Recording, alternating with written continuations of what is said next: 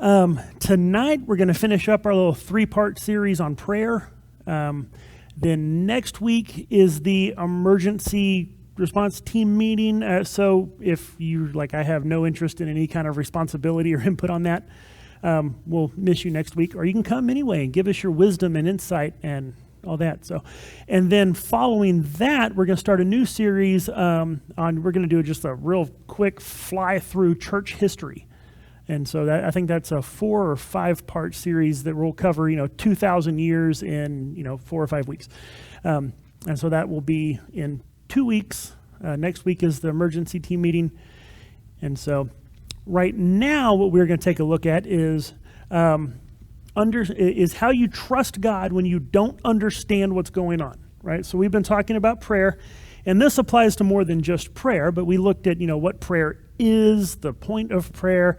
We looked at reasons it may be that God doesn't answer our prayers, and then tonight we're going to take a look at how do you personally deal with whenever God is not answering your prayer. Whenever everything that you see says, God, you should be answering this. I don't understand where you are. I don't understand why I'm not hearing from you, right? Whenever you have those kind of moments. Because we all have those moments, amen? Where we're not just in prayer, whenever you're praying and you just feel like your prayer's bouncing off the ceiling, or whenever you're praying for something and for the life of you cannot understand, God, why would you not answer this one? I remember I had a family member who's, whenever their mother died, they said, God must not do miracles, because if he was going to heal anyone, he would heal her, because she's such a wonderful, godly person. So you just can't understand. God, why are you not acting here? Or why are you acting in the way you are? And so we have these moments where we wrestle with this kind of thing. And for a lot of people, it's those moments that really impact them as far as their faith.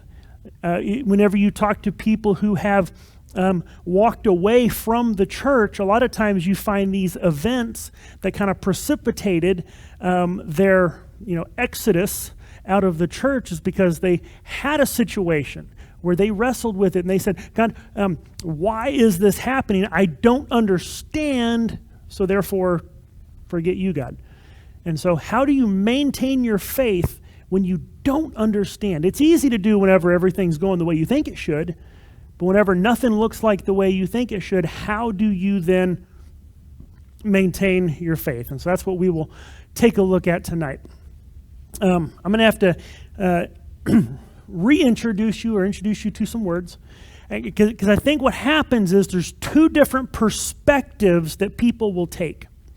You have your subjective experience, what you personally are going through, to just define our words, right? Subjective means it changes according to whoever's viewing it and whatever your personal experience. Objective are things that just are the way they are. And so your subjective experience would be things like your feelings, your instincts, right? Just kind of what you personally, without any other input, kind of think about something. That's your subjective experience. So you're in a hard place. You're sad. You're angry, right? You're angry at God. You think He should be answering, and you don't think He is. So that's your personal experience, right? And a lot of people will say, "Well, God must not exist, right? Because if He was really there, He would answer me. He would do something. So my answer is that He's just not there, right?" That's based in their experience, their feelings, their thoughts. Then you have objective reality. That is, that things are true regardless of what anyone thinks, feels, or believes about them. The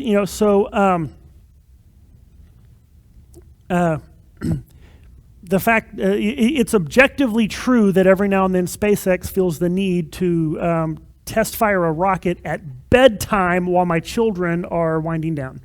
That's true. But whether you agree, whether you believe me or not, it's true. They do it. It happens. It's like 9 o'clock at night. The kids are drifting off, and all of a sudden, boom, there you go. Rocket firing off. Windows are rattling. Pictures are shaking. Thank you, SpaceX. That's objectively true, regardless of how anybody believes. Grass is green. That's just true. Well, Okay, maybe not during summertime. Right. The sky is blue. It doesn't matter if you look up and you go, I think it's orange. No, it's blue. Doesn't matter if you agree or not. And so that's objective reality. Things that are true, no matter what anyone thinks or anyone feels about it, no matter what your opinion or your experience is, that's just objective reality. So we have these two kind of differences. So you have in the circle is your internal, inside experience, what's going on in your mind, in your heart, in your perception. And then outside of that, you have the real world and what is actually factually true. So whenever you're wrestling with this idea, God, why aren't you answering my prayer? And I think there's two different perspectives that people will often take whenever they're wrestling through these things. Maybe it's a prayer, maybe it's that he allowed something to happen, right? I'm sure in our little church there's been some people wrestling with that lately. God, why did you let that happen? And so we wrestle through those things. God, why didn't you heal this person? Like I said before, a family member saying, if God was going to heal anybody, he would heal her, right? And we wrestle with this. God, we prayed, we laid on hands. Why didn't you heal them? Okay, why didn't you answer my prayer? The question we have to get into as we're wrestling through that is, which one informs your faith? Right? Remember, faith is trusting God. Right? Whenever we say have faith, what we're saying is trust God. He's trustworthy. Just believe what he has said. Trust him that he is good and that it is okay. Okay, so which one of these is going to inform whether or not you trust God? Some people, they take their experience and they say, okay, you know what? God allowed this to happen to me, so therefore what I conclude, he's mean or he's not even there. That's just what I'm going to go with. That they decide to let their internal opinion, their internal thoughts, their internal feelings determine what they believe about the world outside. So they say, you know what, if there was a God, he would have answered my prayer. So I'm just going to say he doesn't exist. They take their internal subjective experience and they push that on the objective world, on the world out there. So does God exist? Is God loving? Is God good? They take what they feel inside and they push that onto God. Another way is that people will say, okay, now regardless of whatever I feel inside, well, what's the way the world really is? Right? And let me take the way the world is and try to understand my experience according to the world.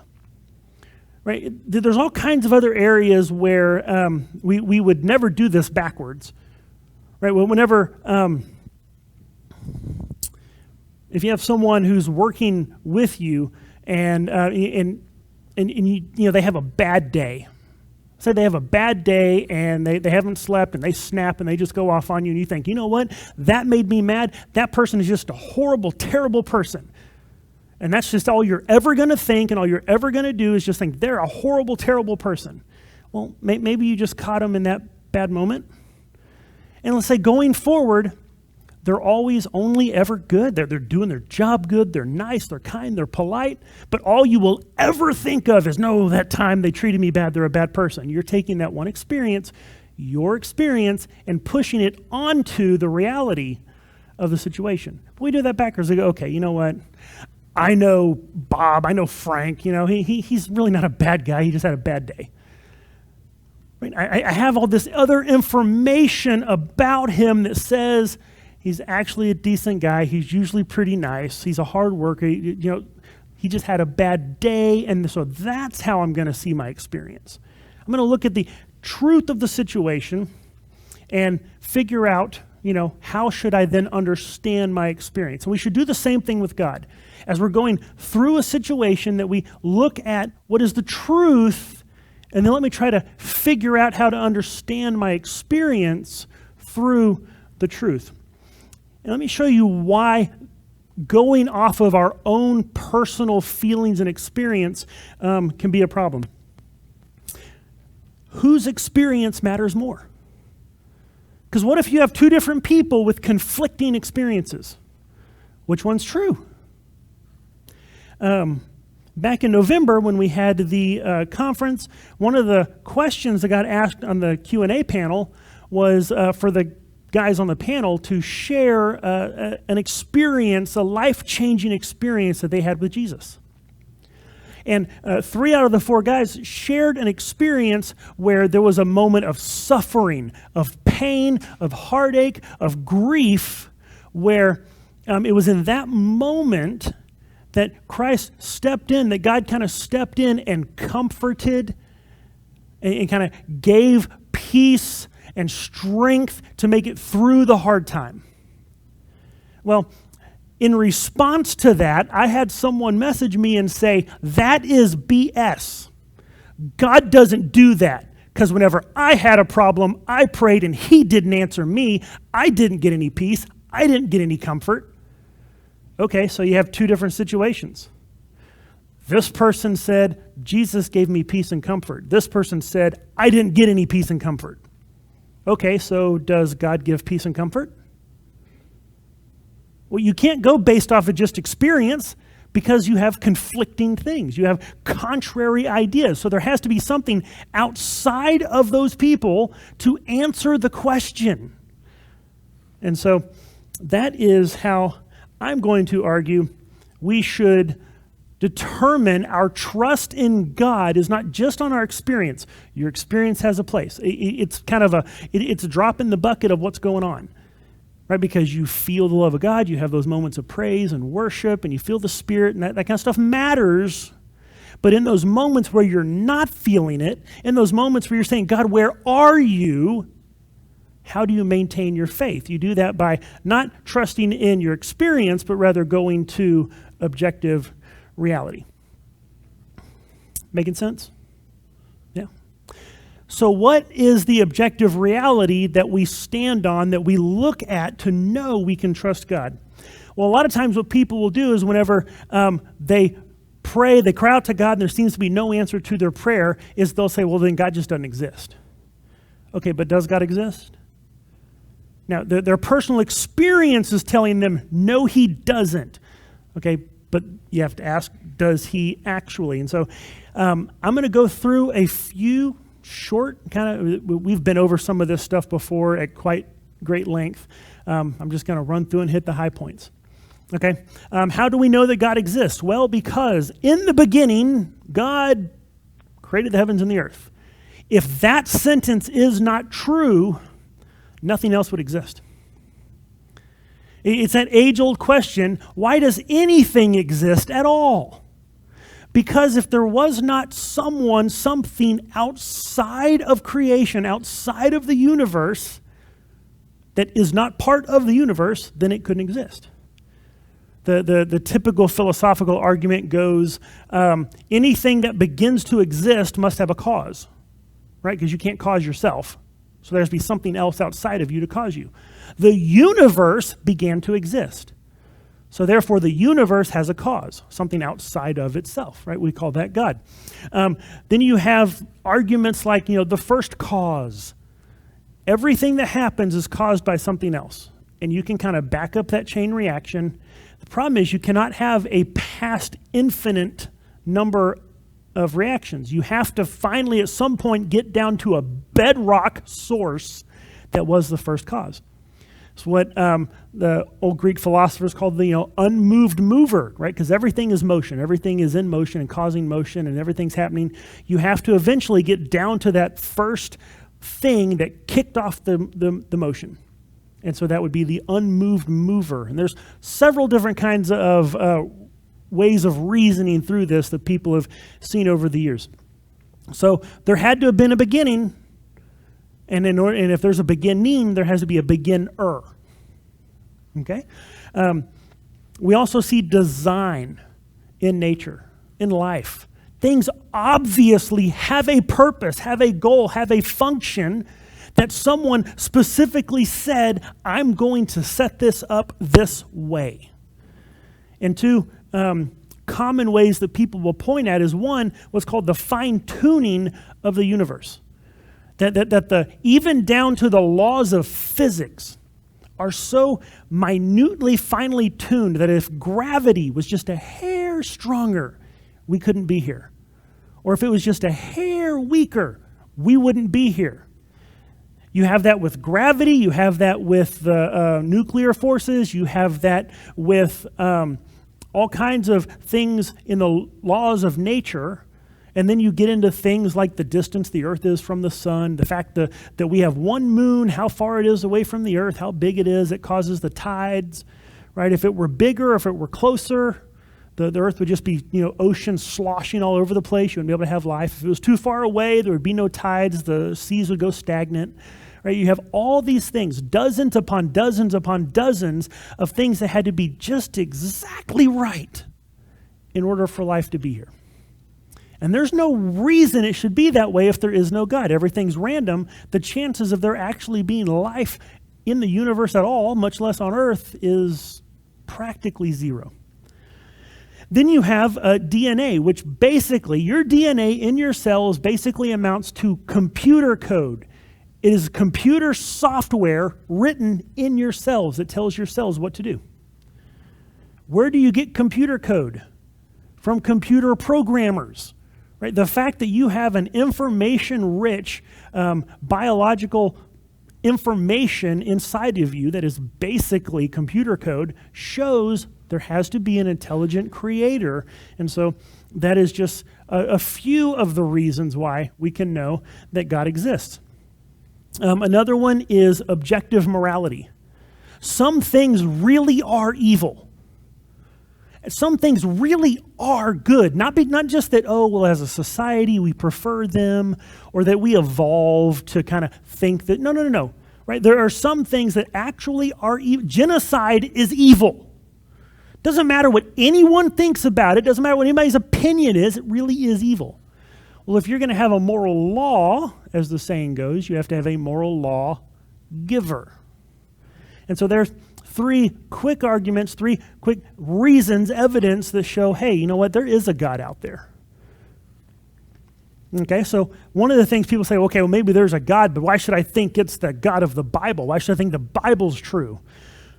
I'm not going to go through all those, but there are 12 reasons right there to believe that the Bible is true. It's not just a single book, right? It's a collection of 66 books.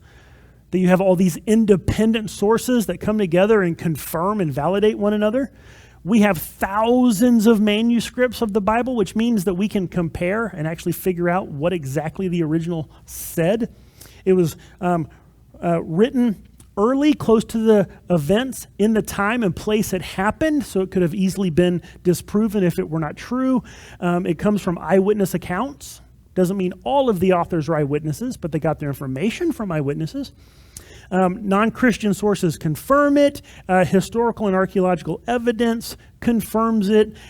There's things like embarrassing details that they include that if you're making it up, you're not going to include things that are embarrassing or actually look bad on you or your leader.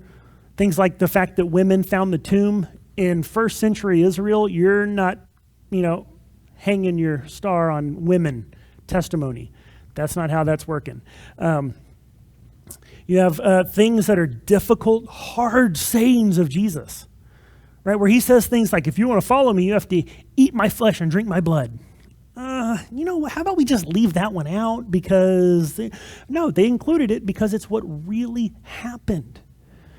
You get things like undesigned coincidences, where one author leaves out a detail and another author mentions the detail, and whenever you put the two stories together, you get the full picture of what's going on.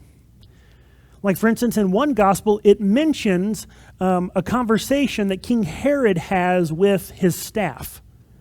How on earth do the gospel writers know what King Herod is saying to his staff? But in another one of the gospels that doesn't record that bit, it happens to mention that one of the women traveling with Jesus is the wife of the steward in King Herod's estate. Now, it doesn't mention the conversation, but it mentions the relationship. Over here where it mentions the conversation, it doesn't mention the relationship. Put them both together, you got a full story. And those kind of little details interlock and interweave the Bible in such a way it just shows, hey, these people were writing what they knew to be true. And so we have tons of information showing us that the Bible is reliable, that what was written down is what we have in our Bibles, in our hands, is really what was written down, and what was written down can be trusted. And so, where's that? And some people say, okay, well, but Christianity, is it really true? Sure, maybe those people meant what they wrote, but can we really believe it is true? Two reasons why I believe we can. One is the historical resurrection of Jesus Christ.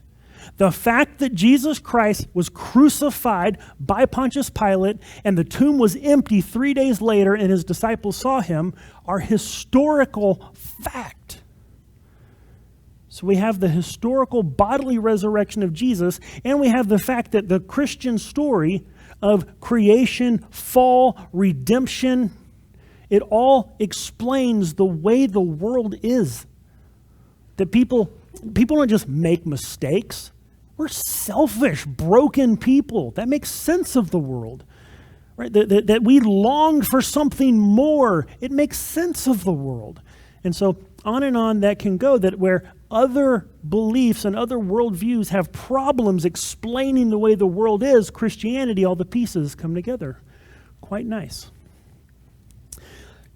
Then there's the idea, well, okay, fine, maybe that's God. Maybe the God of the Bible is there and Christianity is true, but he doesn't love me. You ever feel like that? I mean, surely if he loved me, he would have answered my prayer. Surely if he loved me, how can I know that he loves me whenever I'm going through this hard time? How can I know that he loves me when he seems to be silent? How can I know that he loves me? Well, here's a few things about what it means to love someone. Right? These are ways that we all understand what love is. One way is that you delight in the other person. Right? What does it mean that God loves you? It means he delights in you. It means that he wants what is best for you. Isn't that what we mean whenever we say, I love you? We're telling someone, I delight in you. You make me happy, and I want what is best for you. But also one of the main central ideas of what it means to love someone is that you're willing to give of yourself for the other person's benefit. Right? Because if someone keeps saying, I love you, I love you, I love you, but they never actually give, they never actually sacrifice, they can't seem to be bothered to inconvenience themselves for you, how long are you going to believe that they actually love you? Right? This idea of selfless giving, of sacrifice, is a key component of love. So does God fit the bill? Well, delight in the other person. In Psalm 149:4, it says, the Lord takes pleasure in his people. He adorns the humble with salvation. That's just one of many, many verses we could put up where it says that God takes pleasure in you. He delights in his children. Does God want the best for you? Jeremiah 29:11 is not a promise written to you. It's written to the Israelites going into exile. However, it does reveal his character, that whenever it says, I know the plans I have for you, plans to prosper you and not plans for calamity, that it's showing that that's how he loves his people, that his intention towards his people, towards his children, is not calamity and harm, but that we would be taken care of. And so that shows his character, that he wants what is best for us. And then 1 Corinthians 13. We all know those verses. It's the love chapter where it talks about love is patient, love is kind, it does not envy, it does not boast. As you read through that list of what love is, what you see is a selfless disregard of what it is for you, and instead a caring for the other person is what you see described in that chapter. And so, does God have a willingness to give of himself for the benefit of us? Yes. The ultimate display of sacrificial, selfless love, of giving of yourself for someone else, is shown on the cross of Christ. As Romans 5:8 says, God shows his own love for us in that while we were still sinners, Christ died for us. And so we see that indeed the God of the Bible fits the bill. He does love us. He's shown us that he loves us. He has shown throughout history that he loves his people. He has shown over and over again that he loves us. And so as we look at, setting aside my experience, setting aside my ideas, my thoughts, my feelings, what I'm going through, let's just set that aside and let's just take a look at what the facts are about reality. And what have we discovered? We've discovered that God exists, that the Bible is reliable, that Christianity is true, and that God does love us. Completely separate from anything I may be going through or have gone through, this stands as true. So then how do we view our experience? Given that, what we do is we take what we know to be true about the world and we go, okay, then where does my experience fit in? Because as I experience what seems like silence as I cry out in prayer, well, does that mean that God doesn't exist? No, I know he exists. Well, that must mean that sure, there's a God out there, but maybe it's not the God of Christianity. Wait, no, I know Christianity's true. Well, but surely if he loved me, he would answer my prayer. Well, hold on a second. We've already established he loves you. So therefore, how we view our experience in those times of silence and those times of pain and those times of unanswered prayer where we want to go, God, why? Where are you? We can still maintain our faith because despite how we feel, despite how it seems, we know the truth of the way the world is. And we trust God because of what we know to be true, regardless of our personal experience. Regardless of what it may seem like at the moment. And so, as we wrestle with what we do with that, I want to be sure that I don't just say, see, there you go, stop worrying about it. You might ask, is it really that simple? Well, the answer is yes, it is that simple, but is it really that easy? And of course, the answer is no. No, it's not easy. Sometimes it's very not easy. It can be very difficult as you're in the valley of the shadow of death and you're saying, Lord, you told me to fear no evil. Where are you at? And you're wrestling through that. But then you rest in knowing, okay, I don't understand what is going on, but I know he's there. I know it's true. I know he's good. I know he loves me. Even though I don't understand, I'm going to stand on what I know to be true rather than letting my situation be defined by what I feel or what I doubt or what I'm concerned of. Instead, I'm going to stand on the truth of God and the truth of his scripture and the fact that he does love me. And that even though I don't understand what's going on here, I'm going to trust in him. Right? Because what were several of the things that we talked about last week are the reasons unanswered prayers? Some of them is sometimes he knows better than we do what is good for us. Right? So sometimes we're like the toddler asking for chocolate ice cream at bedtime that has no concept of why mommy or daddy won't give them chocolate at bedtime. They must not love me. No, it's because mommy and daddy know better than you do. They know more than you do. They understand the consequences of the wide-ranging consequences of if they were to let you have your way. And in the same way, there are times whenever we don't understand why God's saying no. And even if he told us, we wouldn't understand it. It's like trying to explain to a toddler why you can't load up on sugar and caffeine at bedtime. They don't get it. They're not going to get it. They can't, from their perspective, understand it. So there's sometimes that God is silent in the midst because he knows something different. That the thing that we're crying out, please God, give me, he knows, no. It would not be good for you if I did that. We talked about how sometimes God has a different plan.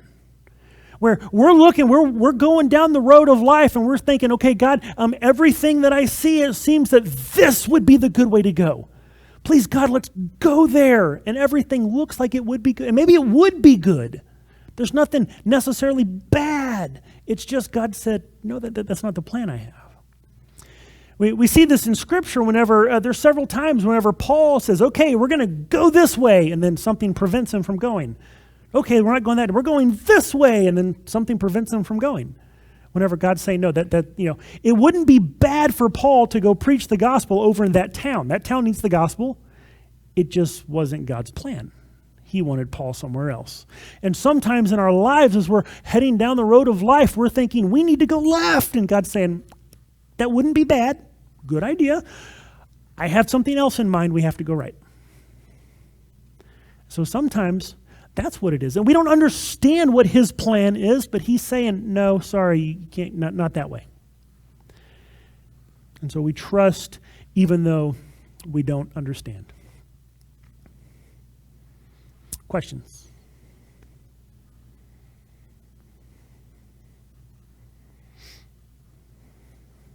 We're good. All right. Either I'm just that good at explaining it or y'all weren't paying attention. So I'm not really sure the questions will come to you tonight or tomorrow, which is fine because this Sunday is the Q&A. So this Sunday evening at 6 o'clock, any questions that come up later as you mull this over, you can bring it to the Q&A Sunday evening. So there's that. Okay. I don't think, let me make sure I didn't have anything else in my notes that I skipped over.